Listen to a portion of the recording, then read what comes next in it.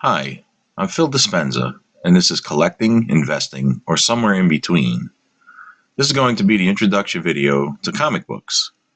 And I want to give a brief history before I tell you what I'm going to be covering in future episodes of comic books, of how I got into comic books. Like I always mention in other videos, most of the time it's when you're a kid.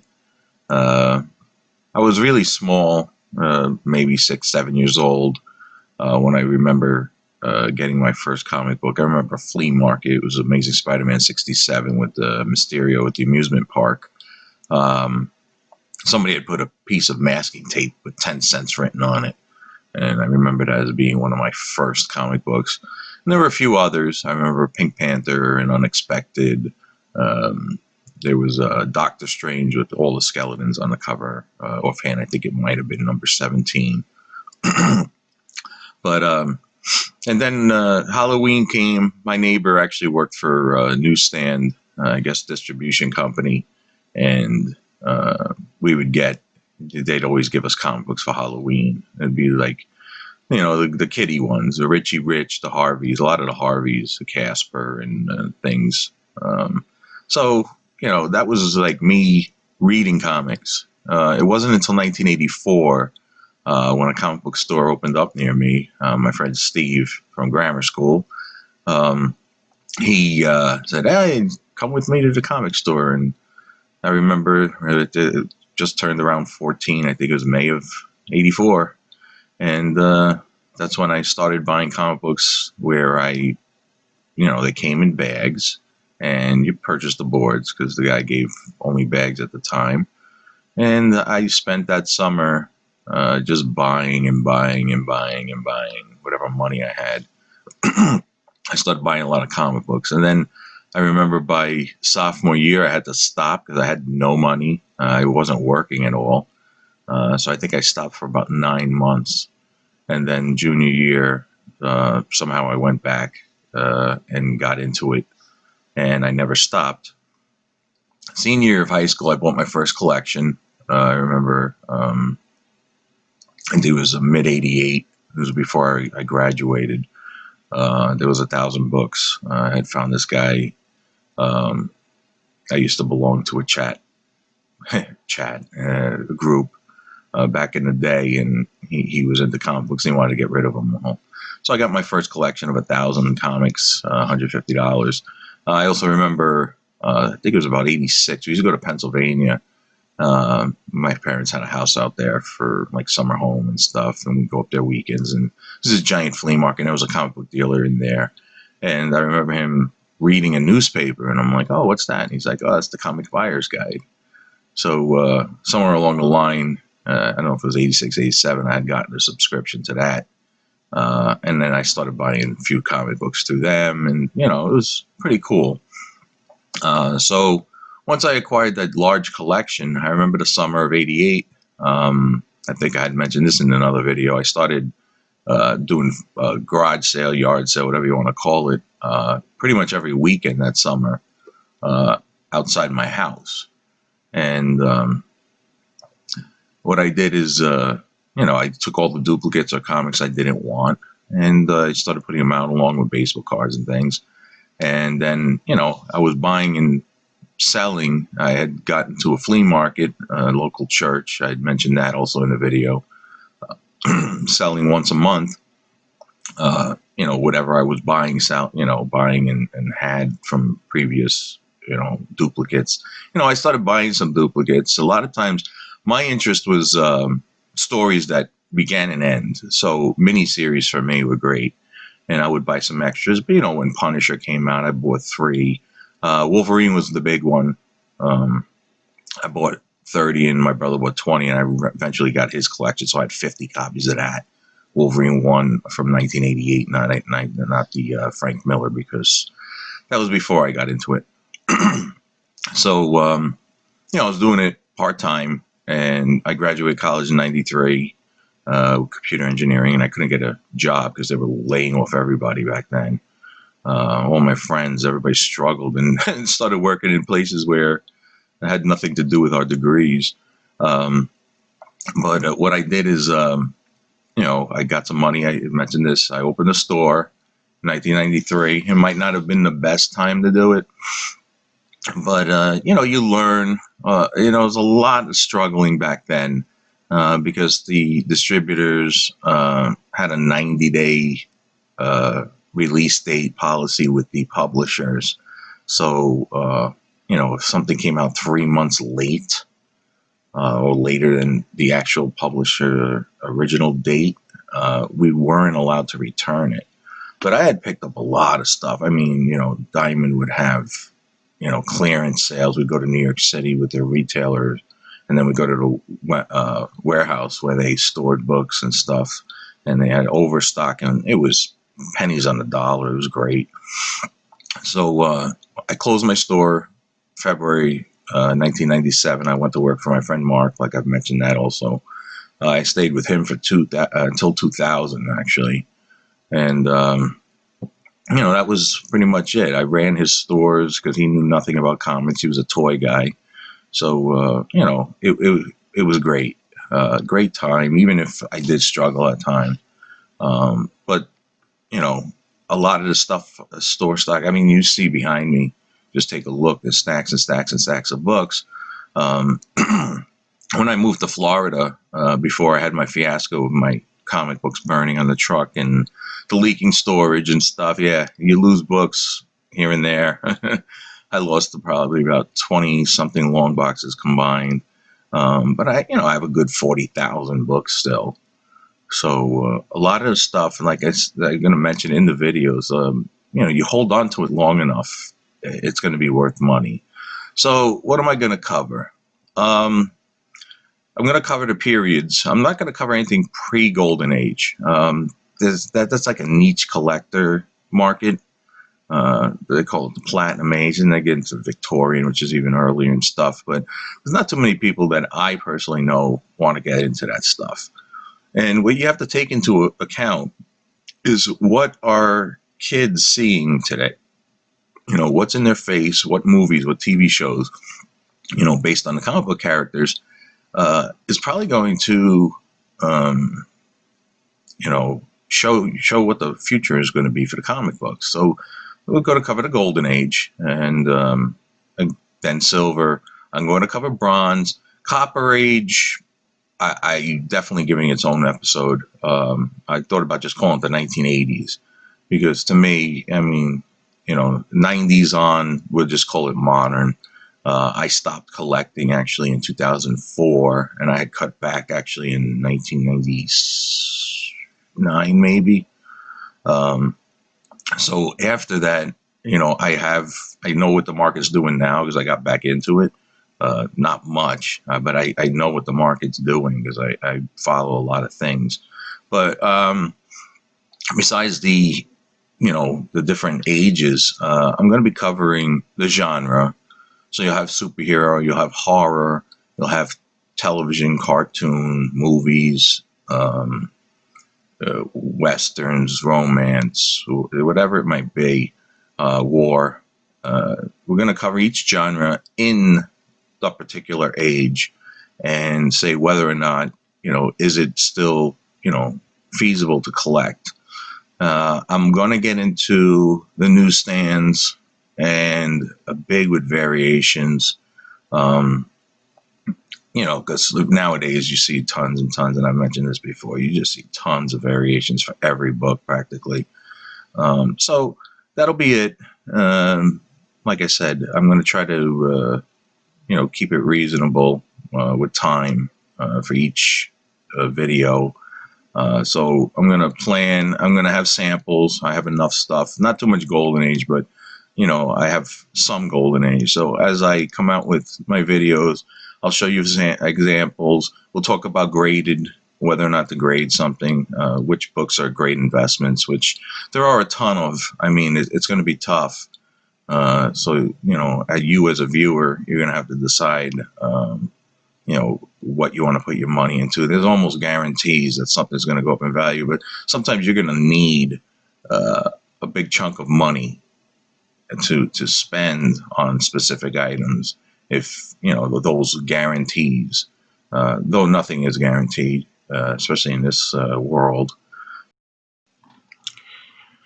Hey, so I'm back. I decided not to end the introduction at the 10-minute mark because I wanted to discuss about restoration, married, missing things be in the intro. Because if not, I'd have to probably give it its own episode. And though it might be 10-15 minute discussion, I don't think I want to put in an entire episode. The fact is that restoration can be literally in any age. You can be in golden age, you could be in modern age. People touch up, Spider-Man 300s all the time, or New Mutants 98s with the little black pen or something, or marker when you get those spine dings, and we find it all the time. So restoration, there's several things that is part of restoration. Some of it can be removed, and I suggest using a professional to remove restoration, because people always have a tendency of destroying their books more. And the fact is some restoration shouldn't be removed. So let's just talk about different parts of restoration. Color touch is probably the most common. Somebody takes pens or markers or something, crayons, and decides to fill in the breaks in color on the paper. So you have creases, you got spine dings, and they want their book to look nicer. So color touch is a common thing. Tear seals, somebody takes glue, or we'll talk about the professionals using better quality materials. But they'll take glue, and on a tear, or even on spine splits, at the staples, the staple comes apart, they'll just throw a little glue there, or sometimes they throw a lot of glue there to reattach the tears, the spine splits, the staple, the cover coming off. So that's not a good thing. Glue is never a good thing. Reinforcement, again, it could be on the interior. It doesn't necessarily have to be the cover. Pages could be re-glued and colored and everything else too. So replace staples. That's more of a conservation thing. You just change the staples. If you use staples that are in the period, so if you have a golden age book, you want golden age staples to replace the original staples. And most of the times you're not going to replace your staples unless they're like rusted and disintegrated to the point where you can't use the original staples. People stapling their own books, sometimes they just throw multiple staples. That's it's a type of restoration that's not really approved. It's a worse degree of restoration.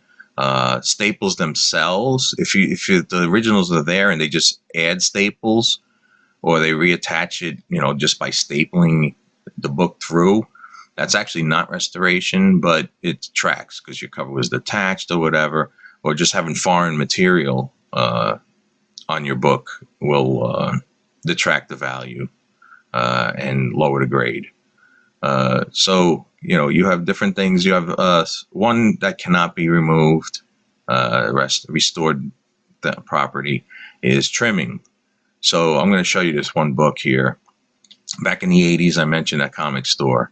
I purchased books, and I didn't realize it, but I was buying some restored books. And I don't even know if, back then it was accepted, 70s, 60s, 70s, 80s, even earlier. They wanted to, make your book look better.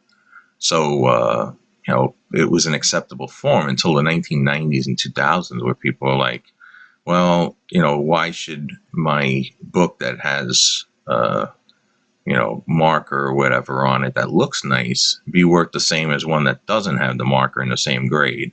So there started being a very, large gap between values. People started frowning upon the restoration. So I wanted to get this graded. I had it looked at, and I never looked at it as a kid. I probably paid, $3 to $5 for this book back then. And this, I find the spine has lots of color touch, and it bleeds through. I mean, if I ever opened this up, maybe I never even opened it up. I just trusted the store owner Again, I didn't care. I just bought. Hey, I was buying a stack of comic books of issues that I needed.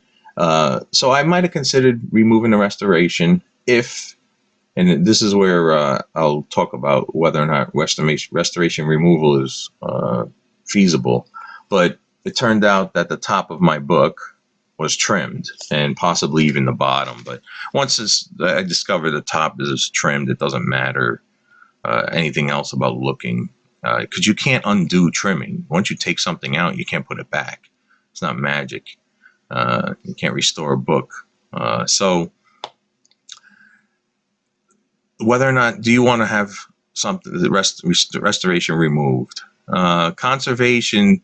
The only time people want a book to actually have restoration is if it can be into the conserved category, or it actually makes the book look nicer and raises the value from the current condition.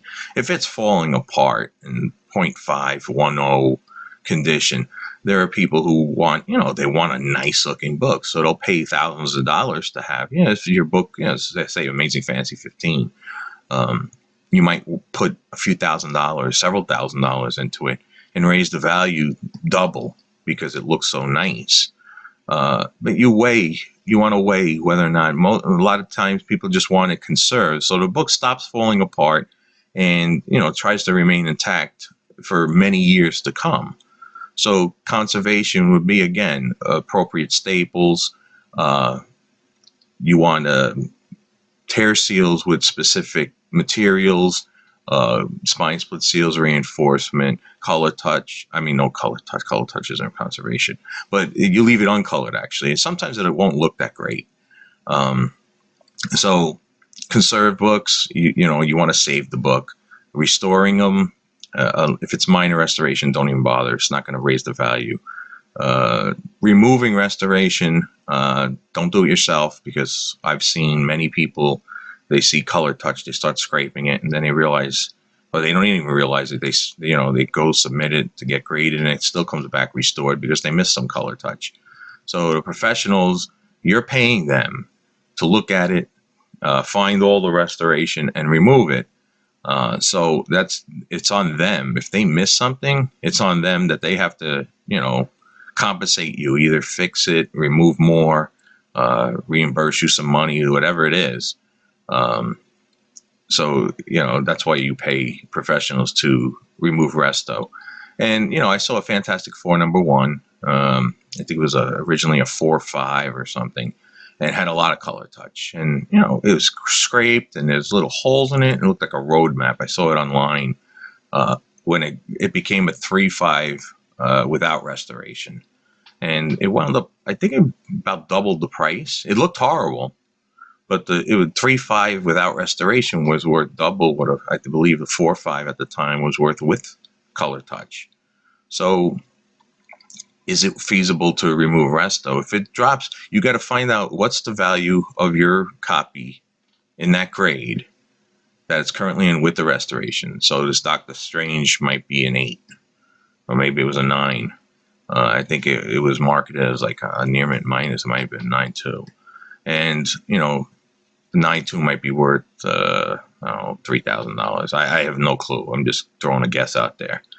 9.0 rather restored might be worth $800. I'm thinking 9.2 without restoration. 9.2 restored, say $800.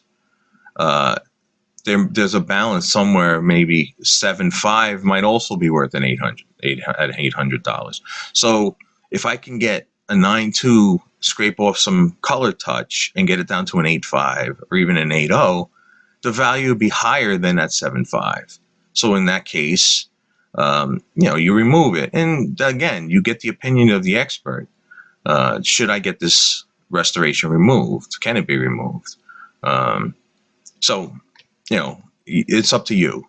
If you like your book, you deal with restoration. It doesn't bother you. Again, I wasn't in this really for value, especially when I started at all. I was just wanted, I was a collector. And, as a collector, I just wanted the copies. But now I don't want restoration. The other thing is tape. Tape is not restoration at all. Most times tape can be removed, especially age removes it naturally. The glue dries up. Might leave a stain or some residue.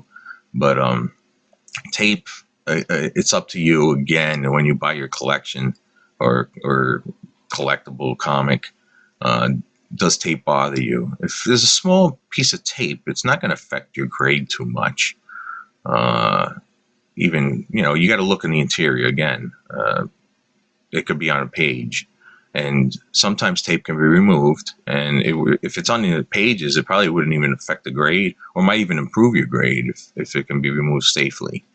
Because tears and stuff on the interior don't affect grade much, especially if it's a lower grade. If it's a 4.0, it's not going to affect you. If you have a couple of 1-inch tears that were taped, if you can remove the tape, it'll stay a 4.0, or if they detracted because of the tape, it might even go up to a 4.5.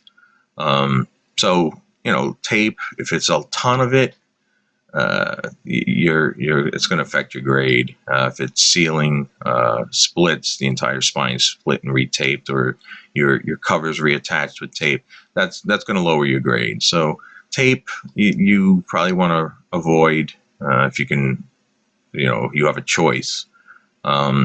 Missing. Married is part of restoration. If your comic is coverless, you're missing a page, your coupon's cut out like Marvel value stamps. Sometimes somebody will take, a better, or just want to complete their book.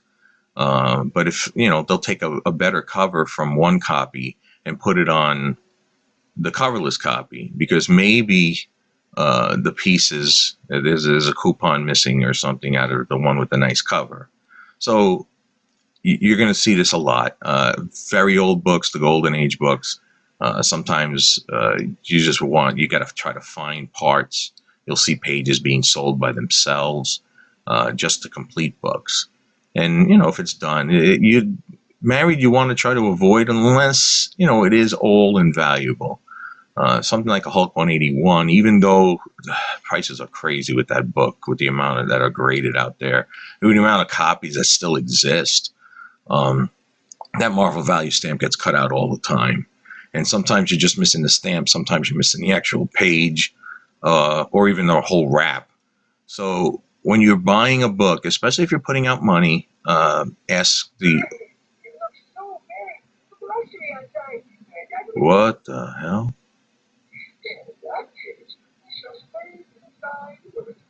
Wow, I'm going to keep this on here. There's ghosts in my house. I have Christmas ornaments over there, and it sounds like Winnie the Pooh. And I do have some Winnie the Pooh, but it just started talking on its own. And I've had that box there for over a week.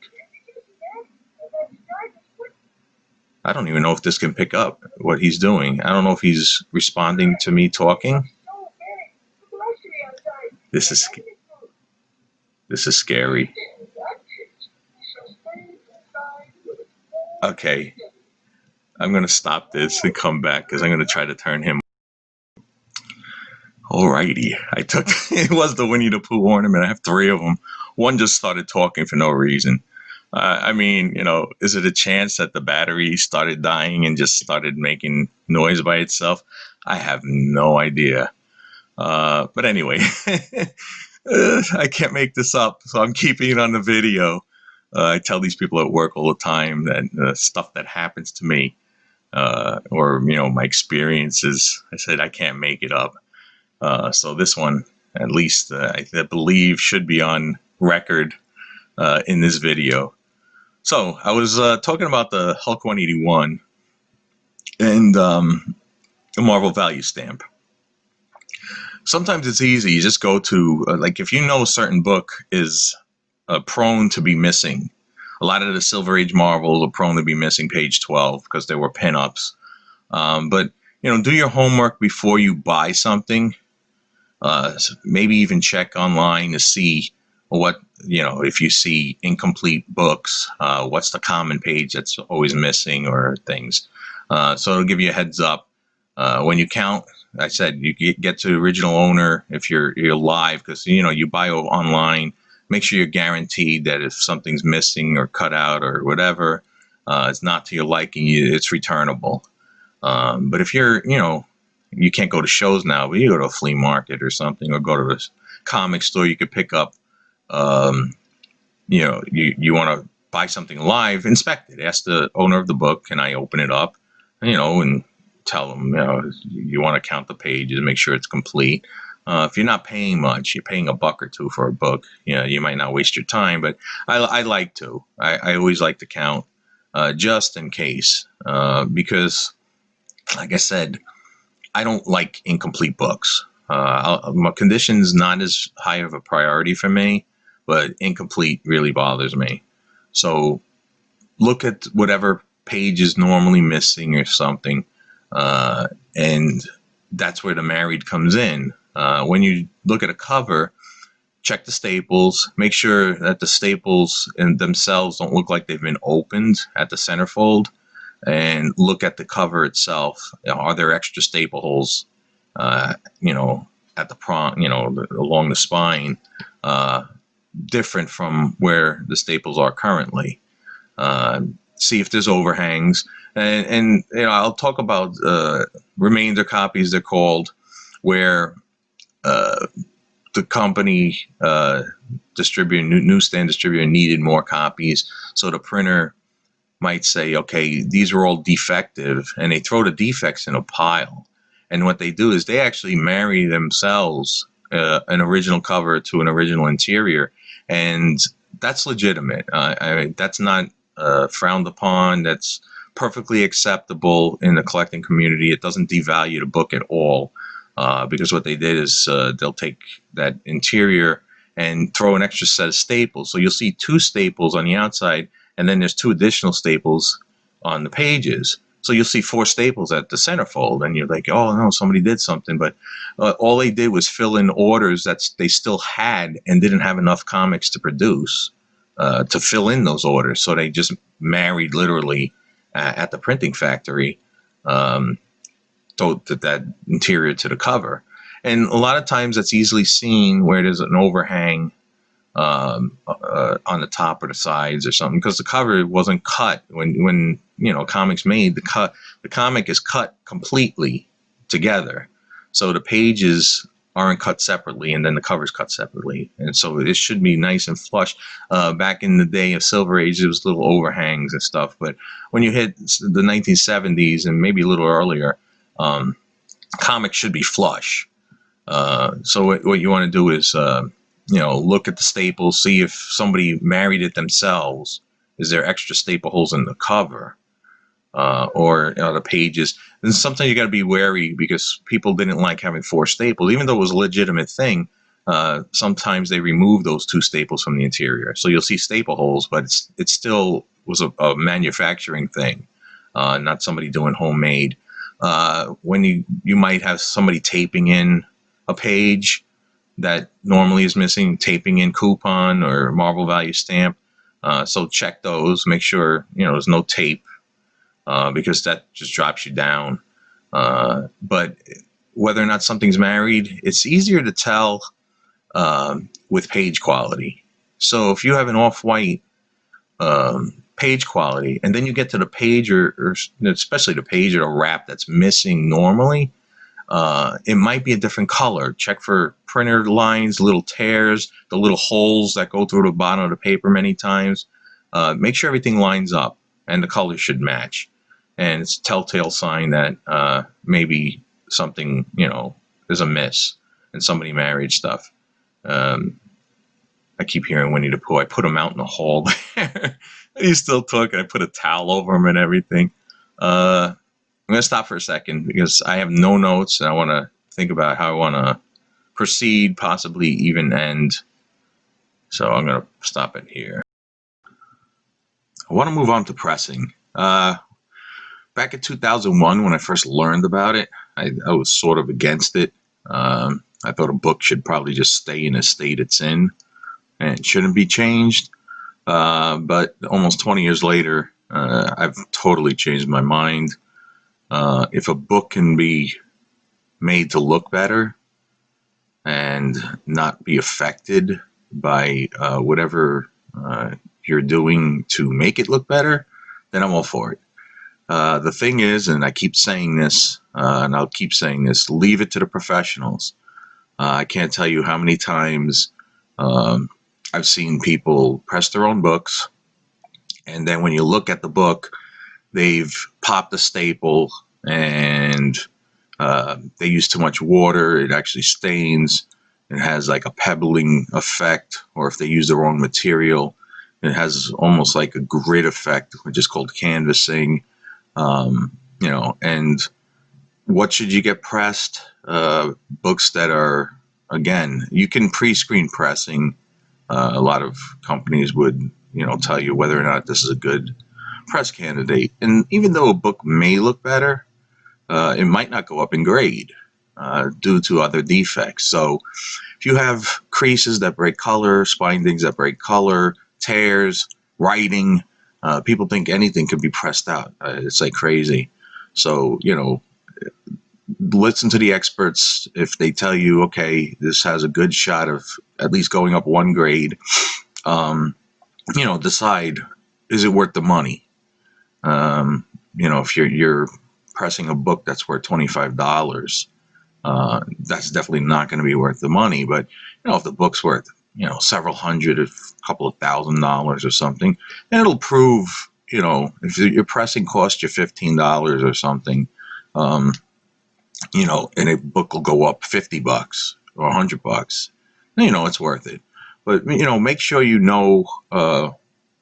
what's a good pressing candidate. Like I said, spindings that don't break color, lots of bends, finger bends, spine rolls, and books that have soiling, because usually with pressing comes cleaning.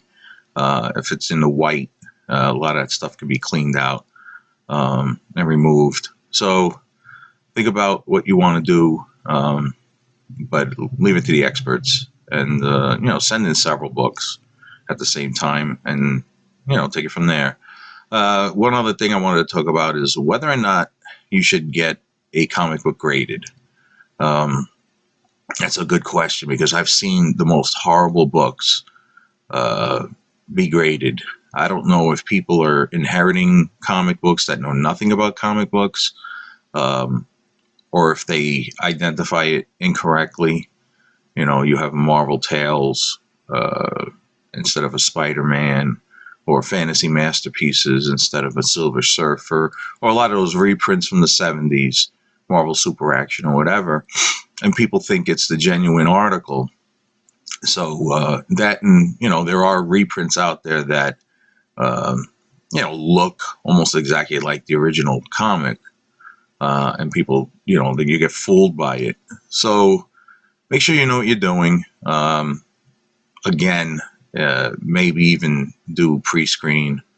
I want 9.6s or something, because you might think a book looks really, really nice, but you don't see specific defects. And unless you're looking under, natural light, or, the lamps or something, well, you could actually, inspect your book, count the pages, like I said, make sure nothing's missing. But,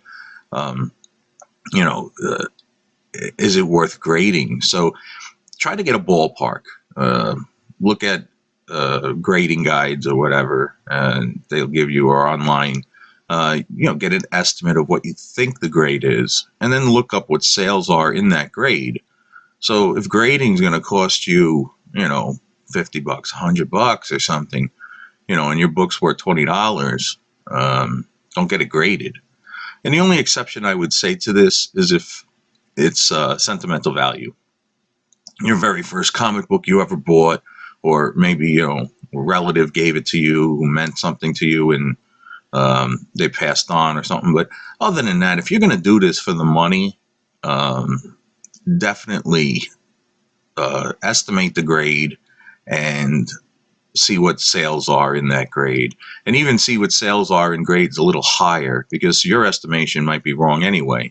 So if you think something's like a fine 6.0, look up things up to 7.5 or 8, even look at the prices, and see what they're selling for, because, or even look at a 4.5. Let's see, go down. I don't know why I said go up, go down. So, if a fine is selling for $200 and a a VG Plus or something 4 or 5 is selling for 120. Um, you know, is it worth grading? Again, how much did you pay for the book, and then how much you're going to pay for grading and shipping and all this other stuff? It adds up. So, new books, I would say a $200 to $300 book would probably be worth grading, especially brand new books. You got to watch on brand new books. I'll talk about this when I get to moderns. Um, Nowadays, they don't necessarily come. They didn't back then either. Come perfect in the mail, because you got to think it goes from the printer to the company to the distributor, the comic shop to you. So 5 or 6 hands might have touched your book before even you purchasing it. So anyway, do your homework, like I keep saying, and decide on what you want to get graded. And if it's for money reasons, make sure that it's worth doing. All right, I'm going to move on. All right, I'm going to pretty much wrap this up, but I want to talk about the collecting in general. Collect what you want, collect what you like. I just went to a comic shop yesterday and picked up some strange independents. I love 80s independents and stuff. Sometimes 90s, but mostly 80s. If I could find some 70s that aren't on the ground, that fancy my interest, I'll pick them up also. But a lot of times you're going to find this stuff cheap. So buy what you like. You're going to decide. And in each age, I'm going to talk, like I said, I'm going to talk about the genres and stuff. Pick a character that you love. And, at one point I hated Batman. And then I eventually, once I read The Killing Joke, that was it for me. And I went nuts with Batman. But more with Joker at first. I just wanted Joker appearances. And I was buying anything. And then eventually, I started buying all the Batman stuff. And it was nothing like the TV show. That's why I never liked it. I didn't like the TV show. It was too campy. But, pick a character, because you're going to be spending a lot of money.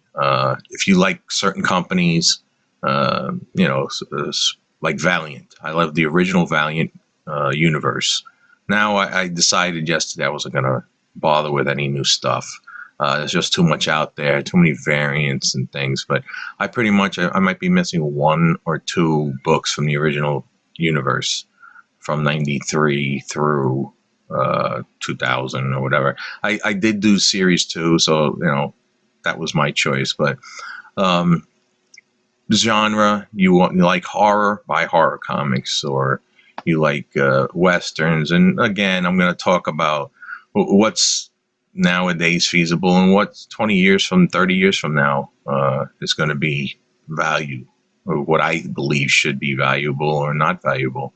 As long as everything goes well, in the world, and comic books still, are popular. I think today they're more popular than ever. So, collect what you want, pick a condition. You have your budget. So, there's so much out there new that you might not have money for back issues. So, make your choice. And sometimes holding off on buying certain things, like I like Conan, so I was buying, I buy the new Conan, but those crossovers, Age of Conan, Valeria, I think I had number 1 and I paid $4 for, but then I just didn't get it. I think the comic shop just didn't put them in my box, so I didn't buy them. Then I go to another comic store, and all of a sudden they're sitting in a $1 box, and I fill in, I got 2 through 5 for $1 a piece, So sometimes holding off, especially new things, new comics, you might want to hold off on buying, especially crossover or something. But you take your chances. Something becomes hot. It's got a new character, So again, do your homework, read up on it, and collect what you want. And the first episode is going to be on the Golden Age, and there's a lot to cover. But I'm going to try to keep things in general. But I'll talk about specifics on certain parts of each age. Like I said, what I think is good to purchase for investments, collecting again is whatever you want. So I think these things are going to be geared more towards investments, and we'll take it from there. So click your like, subscribe, make comments. If you think I should have talked about something, I probably should have written notes. But I've been all over the place, and I wanted to finish this video because I want to release it soon. I stopped my video games for now, and I'm moving on to the comics. So I'll see you next time.